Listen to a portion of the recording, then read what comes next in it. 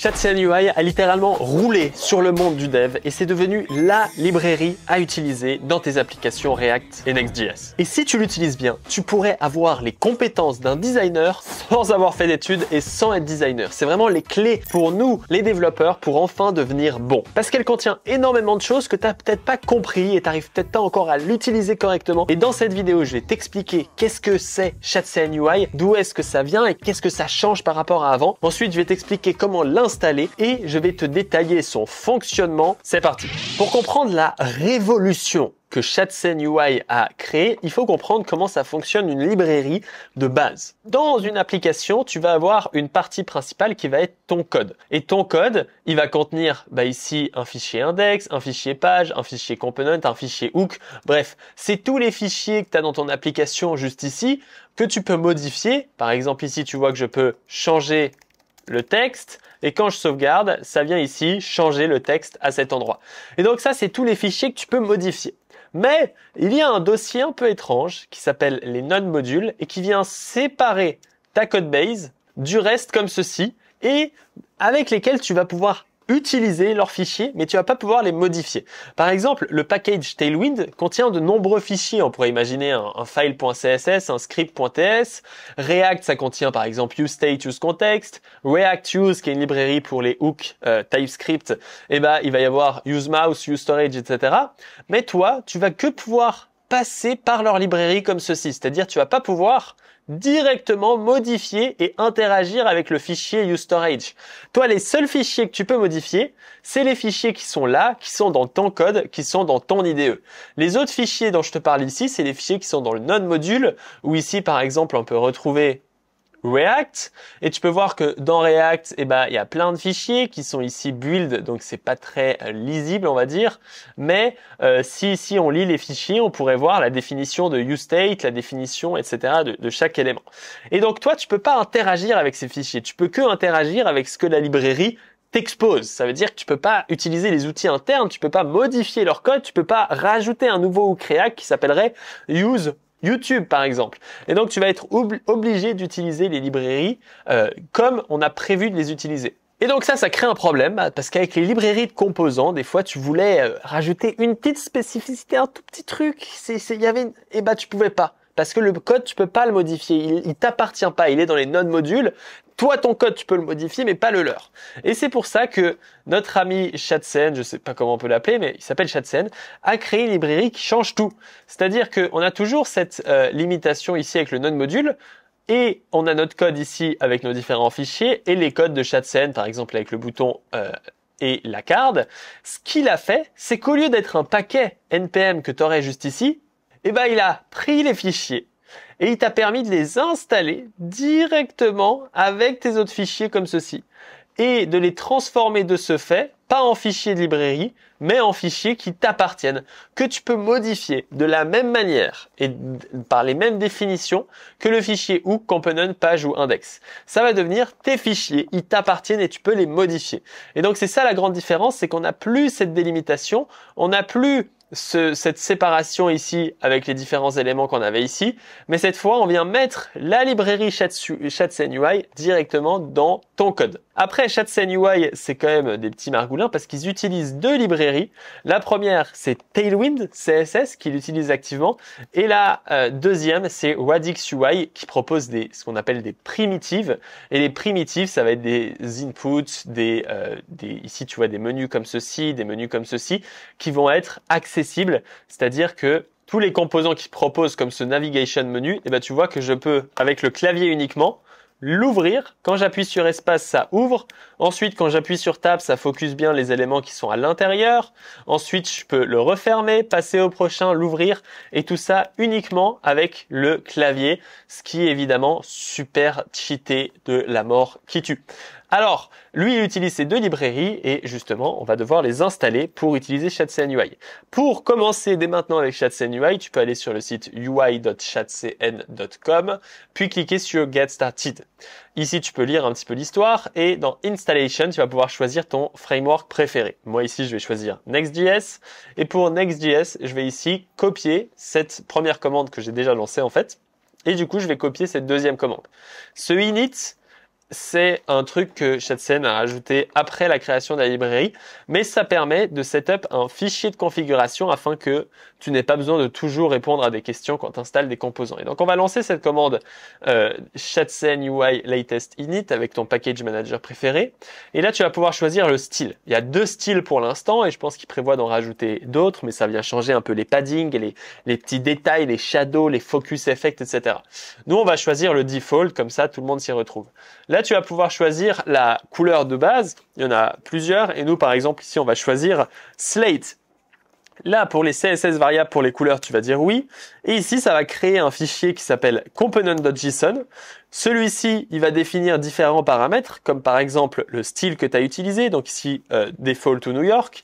RSC qui va être est-ce que tu utilises les React Server Components, TSX si tu utilises des fichiers en TypeScript ou pas, où est tes fichiers Tailwind, où sont tes fichiers CSS, où est ton fichier global, et les alias qui vont définir les alias pour importer tes différents composants. Une fois ceci fait, il y a eu plusieurs modifications qui ont été faites, donc il y a eu ce fichier component, il y a eu dans tailwind.config.js des modifications qu'on va tout de suite ouvrir. Tu vois que ici, il m'a rajouté pas mal de choses. De base, il y avait quasi rien. Et ici, il m'a rajouté plein de classes avec ici le container qu'il a customisé. Il a rajouté toutes les couleurs et il utilise en fait des CSS variables que tu as juste ici pour gérer tes couleurs. Et après, il vient utiliser les variables ici comme ceci pour gérer toutes les couleurs. Il vient modifier les border radius avec 3 tailles de radius ici LG, MD, SM. Et il utilise la variable -radius. Keyframe qui va te permettre de gérer les différentes animations et comme ceci c'est magnifique avec l'utilitaire Tailwind Animate qu'on utilise plus tard. Et ensuite il a aussi installé, modifié ici util. Et qu'est-ce que c'est util? Util vient créer une méthode qui s'appelle CN et on va justement s'intéresser rapidement à cette méthode en modifiant ici la page. On va remplacer tout ceci par un petit bouton et ce bouton il va avoir comme class name ici comme le propose si bien notre CN et à l'intérieur on va faire juste test afin d'afficher des petits styles. En lançant notre serveur Next.js, on va pouvoir comprendre à quoi sert ce CN qui contient précisément 2 classes. Tu vas pouvoir voir ici que ce CN, il va venir merger toutes les classes ensemble. C'est-à-dire que là, quand je over cet élément, et ben malgré que j'ajoute BGBlue 500, Text White et Padding 4 avec des virgules, ça vient les merger tous ensemble. Ensuite, ça vient quand on regarde ici CN, ça utilise 2 outils, CLSX et Tailwind Merge. CLSX, c'est celui qui s'occupe de faire ceci. C'est-à-dire qu'ici, je peux aussi rajouter des classes, par exemple ici Padding 6, comme ceci, avec true, et ça va l'afficher. Tu vois qu'ici, ça affiche padding 6. Et si je mets false, ça ne l'affiche plus, ça affiche padding 4. Mais il y a un deuxième élément qui s'appelle Tailwind Merge qui va venir gérer la priorité des couleurs. Tu vois que ici, si j'affiche ici BGBlue 500 avec ici CLSX comme ceci, puis ensuite j'affiche BGRed 500, et ben il y en a un qui prend la priorité sur l'autre. Peu importe l'ordre. Tu vois que là j'ai mis BGBlue en deuxième, mais si je le mets et j'inverse ici et je mets BGRed en premier, c'est quand même BGRed qui va être prioritaire. Et ben en fait, ça peut être un problème, si j'affiche BGBlue de manière optionnelle, parce que de base, tu fais pas cette erreur. Mais si ici, j'affiche BGBlue uniquement si c'est true, et dans le cas là, c'est true, et ben tu peux voir que c'est dommage parce que je l'affiche après le BGRed et pourtant, ça ne modifie pas le style qu'on a juste ici. On va quand même lui rajouter un padding 4, sinon il paraît un peu triste. Et ben ici, c'est parce que j'utilise CLSX.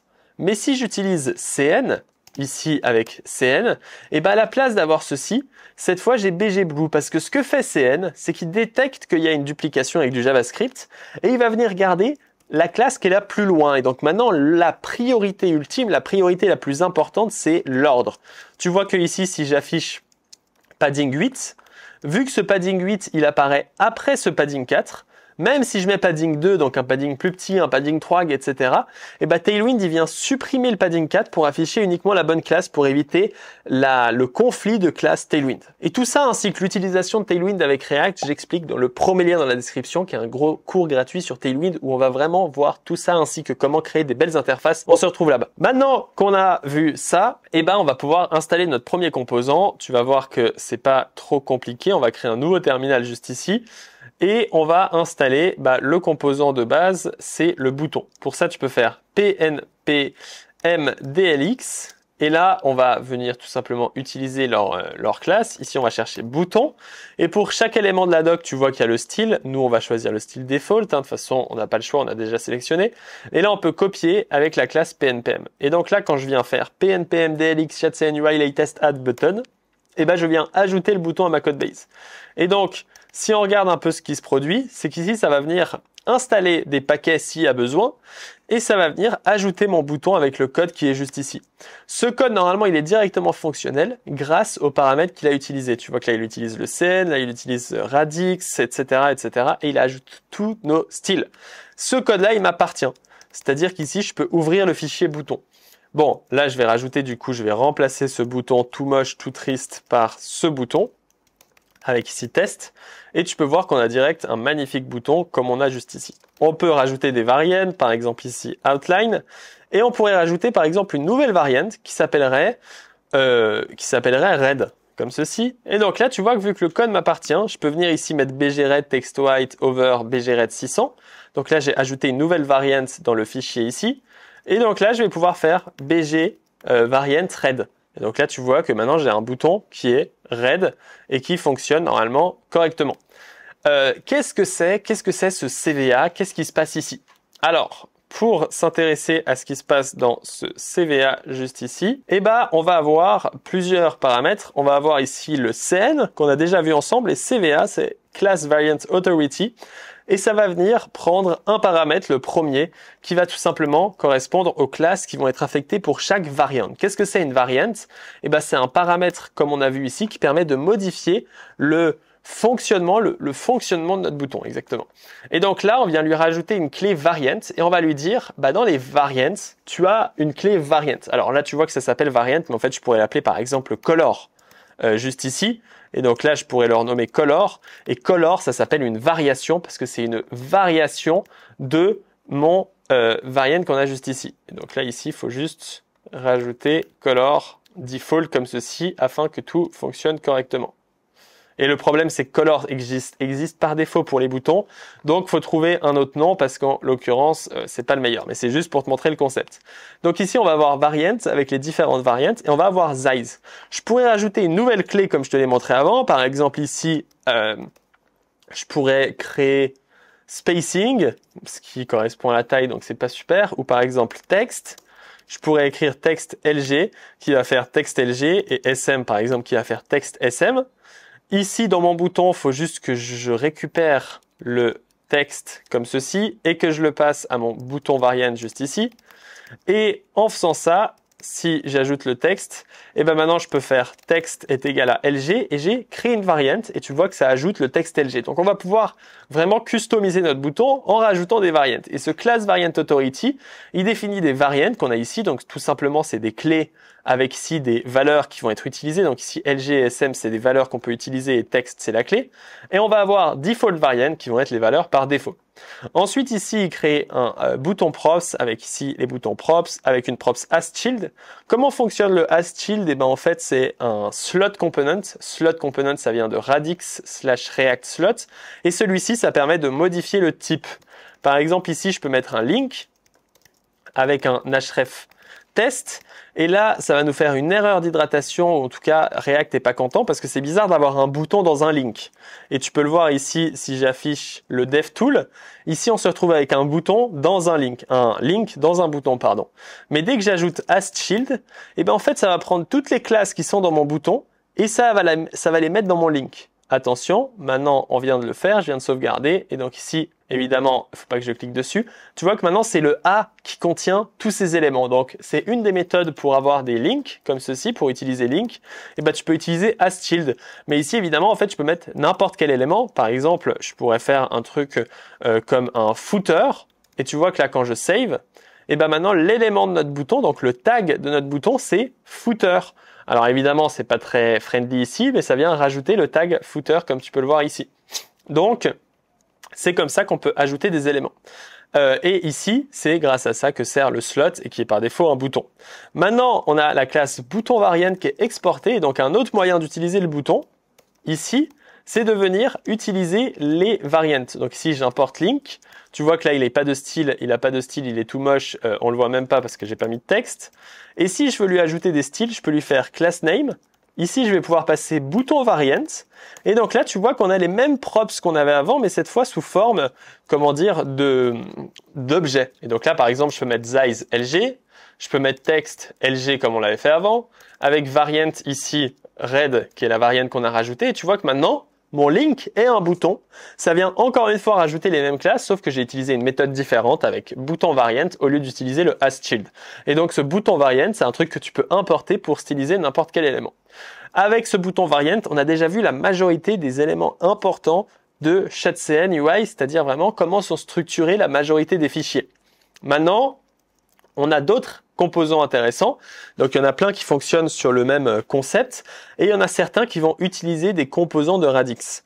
Le plus simple à prendre comme exemple, c'est le dialogue. Donc ici, je vais installer le dialogue, ici en faisant pnpm dlx ShadCN add dialogue et on va s'intéresser à qu'est-ce qui se passe dans ce dialogue qui va être créé. Dès que tu fais la commande, ça va installer toutes les librairies. Et maintenant, tu vois que quand je cherche dialogue, on se retrouve avec un fichier. Et vu que dans component.json, ici, on a défini React Server Component True, et bah là, on se retrouve avec le use client dans le dialogue. Parce que ce composant va être un client component. Et tu vas voir que c'est très pratique par rapport au Radix dialogue standard. Et donc, lui, ce qu'il fait, c'est que il fait un truc un peu moche ici, c'est de réexporter chaque élément. Il vient ajouter un dialogue overlay qui se gère automatiquement ici avec le dialogue overlay. Le dialogue content, il va contenir une dialogue portal avec un dialogue overlay et un dialogue primitive.content qui vient styliser correctement avec les animations. Donc tu peux voir ici data state closate animate out, data state closate fade out. Tu vas voir qu'il y a toutes les animations qui fonctionnent. Dialogue header ici qui vient ajouter des styles, dialogue footer, dialogue title et dialogue description, etc. Donc ici je vais venir ajouter ce dialogue. Et donc on va venir rajouter une petite div ici juste pour faire comme ceci size screen flex item center justify center juste afin de centrer tous nos éléments. Et là je vais créer dialogue. Et donc là tu vas voir qu'il y a un truc assez chiant, c'est que chaque fois il faut choisir entre l'import de Radix ou l'import de UI dialogue. Tu choisis bien le bon. Ensuite on va utiliser dialogue trigger. Et ici je peux faire un bouton qui va s'appeler open dialogue comme ceci. Donc là, tu vois que normalement, ça va afficher un bouton Open Dialogues. Évidemment, ça n'a pas mis au centre, mais maintenant c'est bon. Quand je clique, il ne se passe rien parce que je dois créer un dialogue content. Et donc là, je peux créer content of the dialogue. Et maintenant, quand je clique, tu vois que ça m'affiche bien ce content of the dialogue qui, en fonction des breakpoints, s'affiche un peu différemment. Tu vois qu'ici, ça m'affiche comme ceci. Et donc là, on a le content of the dialogue. Je peux rajouter des éléments là-dedans. Donc par exemple, ici, il a tout pensé. Donc on peut rajouter dialogue header avec dialogue title qui va venir afficher dialogue title, dialogue header. Et puis, on va pouvoir faire dialogue. Donc ici, le content, pardon, on peut juste écrire par exemple un bouton ici qui va venir delete comme ceci. Et puis là, je peux faire dialogue footer avec ici, encore une fois, des boutons comme ceci. Et donc là, tu vois que quand je clique, on a des boutons. Ici, on va plutôt afficher un lorem comme ceci. Ça va être beaucoup plus joli. Et on a les boutons qui se passent ici. Pourquoi est-ce qu'il nous faut toujours des composants dialogue header et dialogue footer ? C'est parce que on pourrait vouloir faire ce genre de choses afin par exemple de modifier le style d'un dialogue header comme je l'ai fait en annulant le padding du parent et en pouvant gérer les différentes couleurs. Bref, c'est comme ça que fonctionne Dialogue et quel est l'avantage? C'est qu'ici je suis bien dans un server component. Mais vu que tout ici est marqué en use client, ça fonctionne. Si je voudrais par exemple modifier le dialogue en important celui de Radix, tu vas voir que mon app elle va crasher parce que Radix n'est pas par défaut avec ce use client et donc il faut faire attention à bien importer les bons parce que comme ceci, grâce à ce use client, tu peux voir que ici en restant dans un server component, je peux venir afficher ma dialogue comme ceci avec mes différents boutons. Si tu as envie de gérer un bouton qui supprime comme ceci, qui ferme, ici je peux faire dialogue close as child afin de venir ajouter le delete ou le cancel, pardon, c'est le cancel que je voulais rajouter. Et donc tu vois que maintenant le cancel, il ferme la dialogue parce que ce dialogue close vient mettre le hasShield à l'enfant comme ceci. Et de la même manière pour le dialogue trigger, si on avait envie d'avoir un bouton un peu plus joli comme ceci, open dialogue, et ben si je fais ça comme ceci, tu vas voir que ça va marcher, mais je vais avoir une erreur d'hydratation. Pourquoi? Parce que dialogue trigger vient déjà ajouter un bouton dans le DOM. Et ce que je viens faire à cause de ce dialogue trigger, c'est que je viens ajouter un bouton dans un bouton. Donc pour les plus connaisseurs de ma chaîne, vous vous rappelez sûrement de la vidéo d'hydratation. Et ben pour résoudre ce problème, on vient rajouter ici hasShield qui vient en fait faire en sorte que ce soit qu'un seul bouton. Et de cette manière, on a maintenant qu'un seul bouton comme ceci et c'est vraiment top là de la moelleté qu'on aime comme on aime bien. Alors, ça c'était pour le dialogue et en moins on a vu un peu à quoi servait ce use server et un des avantages à utiliser ShadCN UI, c'est d'avoir ici ce use server comme on l'a vu et d'utiliser les component radix qui sont accessibles pour bien t'expliquer qu'est-ce que c'est l'accessibilité. C'est que tu vois que là quand je viens sur le dialogue, ça fait ça. Quand j'appuie sur espace, ça ouvre. Quand ici, je clique sur échappe, ça ferme la dialogue. Quand ici, j'ouvre sur espace, ça l'ouvre. Ensuite, je peux naviguer directement dans les boutons comme ceci, tu vois, entre delete et la petite croix en haut. Et donc, tu vois que là, je peux bien naviguer. Putain, mais t'arrives pas à voir. Hop là, je navigue sur les boutons. Et en moins, ici, je peux par exemple cliquer sur Enter pour la fermer, rouvrir, etc., etc. Donc ça, c'est l'avantage de Radix et c'est pour ça que ShadCN utilise Radix. Maintenant, il y a deux choses encore que j'ai envie de te montrer, c'est les thèmes. Pour customiser les thèmes, tu vois qu'ici on a pas mal. Tchac, tchac, tchac. On peut cliquer sur Customize, changer le border radius, changer la couleur de background, changer le style ici et on va pouvoir copier ces styles. Alors, pour te montrer à quoi ça ressemble, par exemple que je veux le thème rose avec une border radius de 0 ici parce que j'ai envie que tout soit vraiment très carré. Et bien ici, je peux sélectionner mes paramètres, faire copy code, copier l'intégralité de ce fichier, aller ici, donc global.css, et là, je vais pouvoir sélectionner tout le layer ici base qu'on a de la ligne 5 à la ligne 67, remplacé par mon nouveau. Et maintenant, tu vois que tout a été changé vu que le bouton devient rose. Et évidemment, si j'avais d'autres éléments, des cards, etc., et ben tous les borders vont être modifiés. De la même manière, il va être possible d'aller sur ui.gln.dev si tu as envie d'avoir beaucoup plus de thèmes. Tu peux voir que dans Explore, ici, il y a plein de thèmes de la communauté et c'est mon préféré niveau thème où là, par exemple, tu peux vouloir choisir le thème qu'on aurait juste ici, un peu plus original comme celui-là, Unisco Stripe. Donc, c'est un peu un thème avec les couleurs de Stripe. Et donc ici, on va pouvoir cliquer sur le Save. Ah non, pardon, on va pouvoir cliquer sur le copy et donc là on va avoir les mêmes styles avec ici les différents éléments. Tu cliques sur copy et là on va pouvoir venir remplacer encore une fois ce layer base avec notre nouveau style. Et vraiment tu vois que j'utilise les mêmes backgrounds et les mêmes styles que Stripe peut déjà posséder avec la même couleur de red, etc.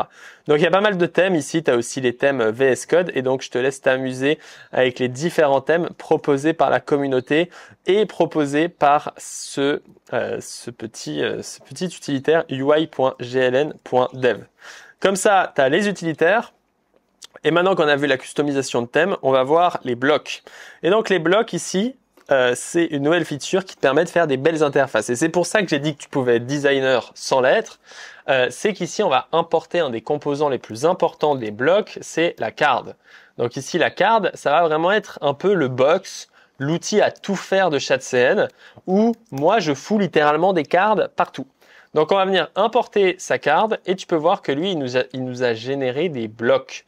Et donc ces blocs ici, ça vient utiliser des composants ShadCN et on va par exemple prendre un bloc très simple comme le login ici, où il nous faudra aussi installer le input, sinon on n'aura pas tous les éléments pour le faire fonctionner. Donc ici, j'ajoute input, comme ça on aura tous les éléments.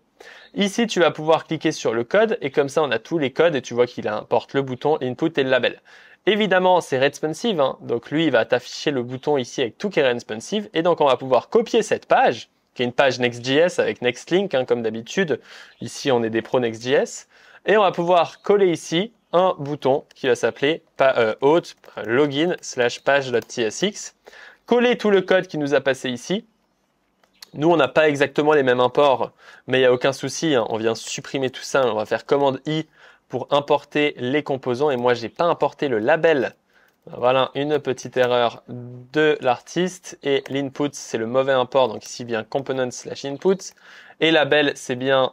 Donc ici, on va voir si ça me l'importe. Sinon, tu peux l'importer à la main. C'est pas non plus horrible. Ah, j'ai mis une majuscule à label, pardon. On importe le label. On importe le label comme ceci. Et tu vois que lui, il va nous utiliser le composant, il n'utilise même pas la card, donc c'était un mauvais exemple. Et donc ici, je vais aller sur /login, et tu vas voir la magie opérer, peut-être. Il faut juste rajouter un default ici, parce que c'est pas exporté par défaut, étrangement.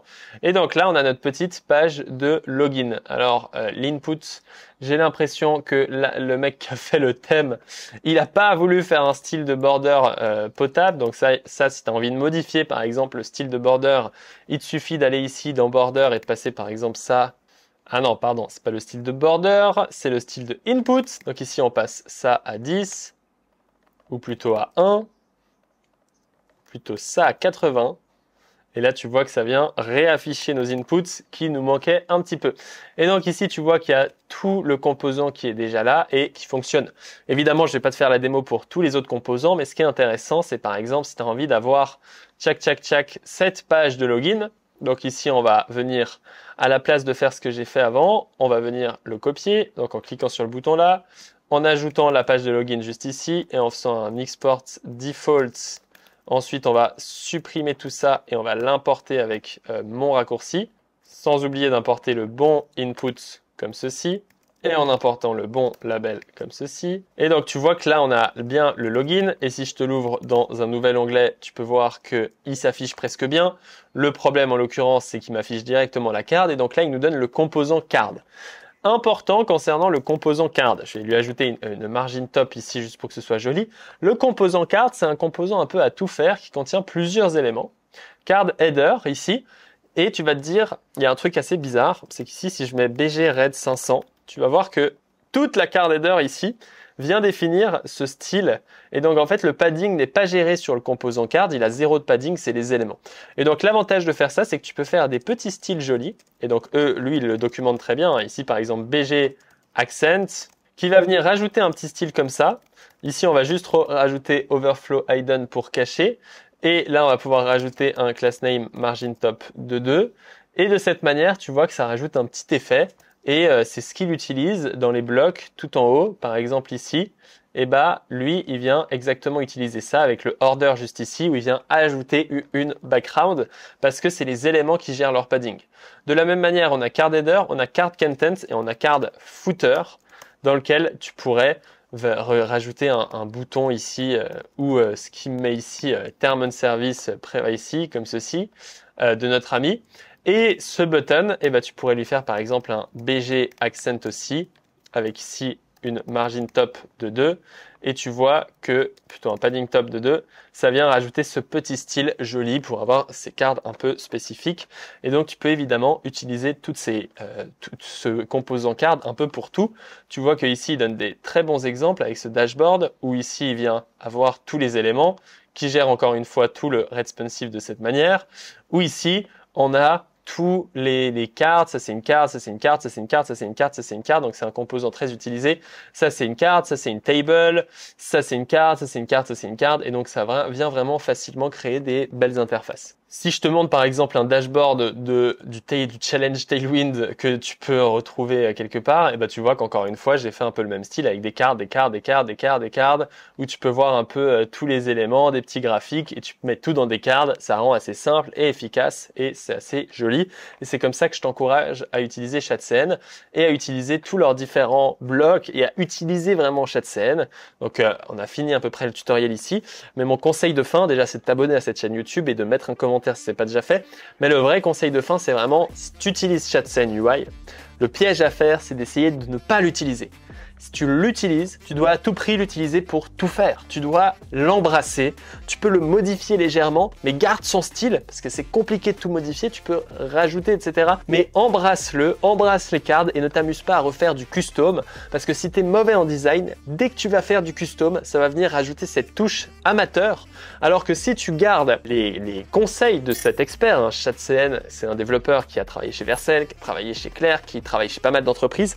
C'est un expert dans son domaine, il est excellent là-dedans. Je crois pas que c'est lui qui travaille chez Claire finalement, mais il est excellent là-dedans et donc suis ses conseils. Si tu utilises sa librairie comme il l'a pensé, tu deviens un designer professionnel, tu deviens un développeur exceptionnel et tu vas devenir super doué si tu l'es pas déjà. Parce que si tu l'es pas déjà, dans le premier lien dans la description, tu pourras trouver Node.js ou Next.React, bref, tu pourras tout trouver et tu pourras t'éclater. Merci d'avoir regardé cette vidéo, dis-moi en commentaire si tu es devenu un designer professionnel, abonne-toi à cette chaîne YouTube et on se retrouve bientôt, ciao ciao.